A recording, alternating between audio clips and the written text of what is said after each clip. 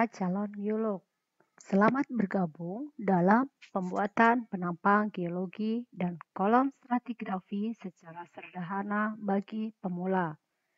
Tutorial tentang pembuatan penampang sudah banyak dilakukan dengan menggunakan berbagai software. Kali ini saya akan menerangkan cara pembuatan penampang sederhana dengan cara manual. Alangkah baiknya pembuatan penampang secara manual dipahami sebagai dasar sebelum menggunakan software.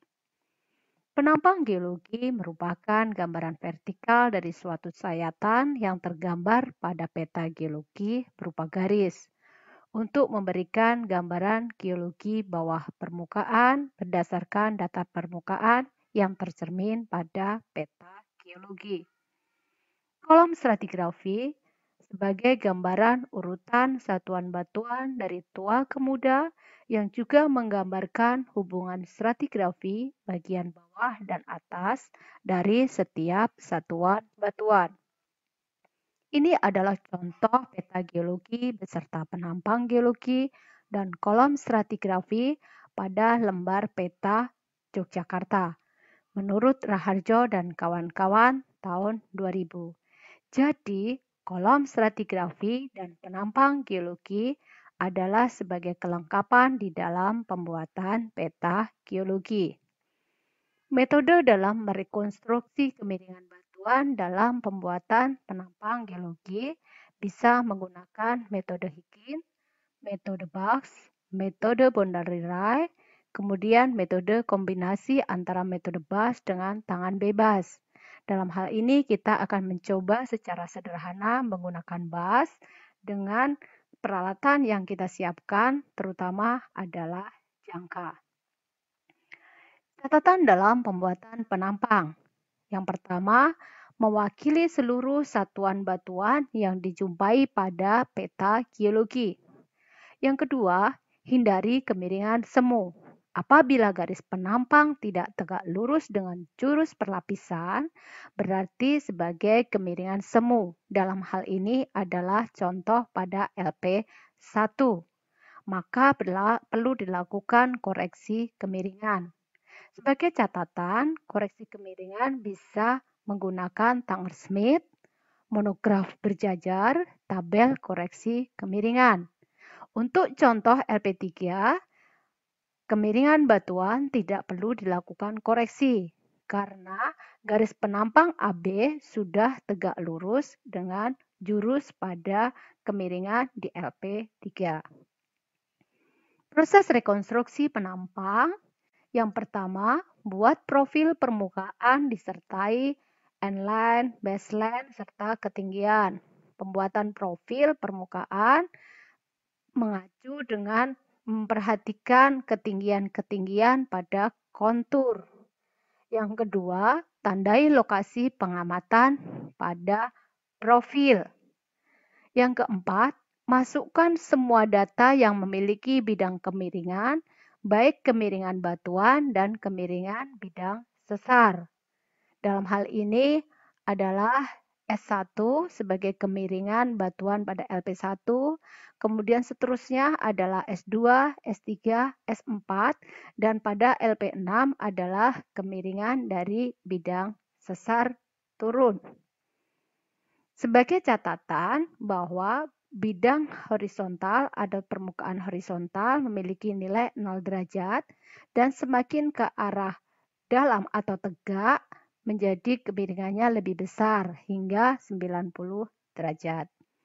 Langkah selanjutnya, buat garis bantu tegak lurus dengan kemiringan batuan, baik S1, S2, S3, dan S4, sehingga untuk yang tidak sejajar antara kemiringan satu dengan kemiringan yang lain dalam garis bantunya akan diperoleh titik potong. Dalam hal ini adalah T1 dan T2 sebagai titik potong 1 dan titik potong 2. T1 dan T2 digunakan sebagai petunjuk untuk meletakkan jarum dari jangka untuk menarik garis dari lokasi kemiringan di sepanjang batas area antara garis bantu. Selanjutnya, kita tarik dengan menggunakan jangka mengikuti arah panah. Sebagai contoh, S2 ke S2 dan aksen dan seterusnya. S3 ke S3 aksen dan seterusnya. S4 ke S4 aksen dan seterusnya. Demikian juga untuk S1, dia ke S1 aksen dan seterusnya. Kemudian untuk lokasi 5, karena tidak memiliki kemiringan, kita bisa menggunakan kemiringan yang terdekat adalah S4. Selanjutnya, masukkan hasil deskripsi lapangan. Dalam hal ini adalah untuk lokasi 1 adalah dengan kemiringan S1 ke arah A dengan batas kontak antara batu pasir dan batu lempung. Batu pasir di dalam geologi biasanya ditandai dengan warna kuning atau kalau dengan simbol berarti titik-titik. Untuk batu lempung ditandai dengan warna hijau atau garis putus-putus. Kemudian LP2 dijumpai dominan adalah batu lempung dengan sisipan tipis adalah batu pasir dengan kemiringan ke arah A. Kemudian LP3 dijumpai kemiringan ke arah B dengan batuan didominasi batu lempung. Kemudian untuk LP4 dijumpai batas kontak antara batu pasir dengan tuf. Tuf ditandai dengan warna oranye, sedangkan kemiringan batuan S4 ke arah B. Selanjutnya pada LP5 dijumpai batuan dominan adalah tuf. Selanjutnya untuk LP6 dan seterusnya dijumpai bidang sesar, kemudian batas kontak antara oranye, tuf dengan batu gamping. Batu gamping ditandai dengan warna biru, di mana hubungan kontak antara keduanya adalah tidak selaras. Selanjutnya, kita coba untuk mewarnai secara lengkap hingga batas bawah daripada penampang, di mana pewarnaan ini mengikuti batas-batas satuan yang sudah dibuat pada peta geologi. Jadi, batas-batas kontak yang ada di penampang dengan di peta geologi harus sama, karena penampang adalah cerminan dari peta geologi.